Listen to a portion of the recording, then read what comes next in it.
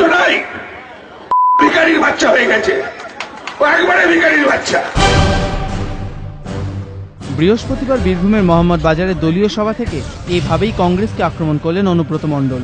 তৃণমূল জেলা সভাপতির এই মন্তব্যকে ঘিরে নতুন করে তৈরি হয়েছে বিতর্ক। এই কংগ্রেস বলে কিছু নাই, এই কয়টা প্রকাশ করার লোক আছে না, সন্ধ্যাবেলায় কিছু মেয়েকে তারা বসে যায় আর নিপেন রায় ভাই আছে, কোনো ঢং ঢং নাই, দল করে না, সমালোচনা করে। কোন কংগ্রেস তো নাই, ভিখারির বাচ্চা হয়ে গেছে, ও একবারে ভিখারির বাচ্চা। আমরা জানি ভিখারির বাচ্চা, ওদের কোনো জাত নাই। ওরা সন্ধ্যাবেলা হলেই বসতে পারি খালাস, আর একটা করে বিবেকানন্দ কমিটিরই খুশি। অনুব্রত মণ্ডলের আক্রমণের তীব্র সমালোচনা করেছে কংগ্রেস।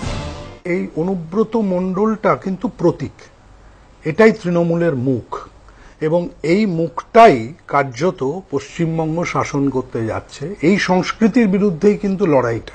যে ভাষায় ইনি বিরোধী রাজনৈতিক দলগুলিকে আক্রমণ করেছেন এবং যে ভাষায় ইনি প্রদেশ কংগ্রেস কমিটিকে, নির্বাচন কমিশনকে আক্রমণ করেছেন, এই যে নর্দমার ভাষা, অনুব্রত মণ্ডলের ভাষা হচ্ছে নর্দমার ভাষা।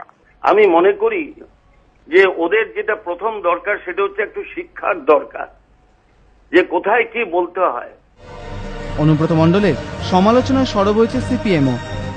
যে কেউ প্রশ্ন করবে, প্রতিবাদ চাইবে, তাকে গালাগাল দেওয়া, ব্যক্তিগত আক্রমণ করা, জেন্ডার নিয়ে আক্রমণ করা, এইগুলি হচ্ছে তাদেরকে বিখ্যাত করে তুলেছে।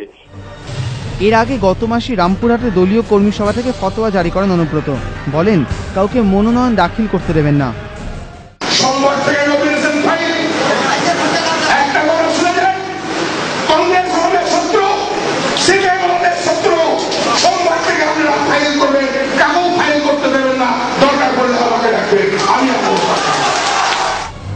পঞ্চায়েত ভোটের মনোনয়ন পর্বে অনুব্রত মণ্ডলের এই ফতোয়া ঘিরে রাজনৈতিক মহলে বিতর্কের ঝড় ওঠে। রাজ্য নির্বাচন কমিশনের তরফে হুমকি ও নির্বাচনী প্রক্রিয়া বিঘ্নিত করার অভিযোগে বীরভূম জেলা প্রশাসনকে অনুব্রতের বিরুদ্ধে মামলাও রুজু করতে বলা হয়।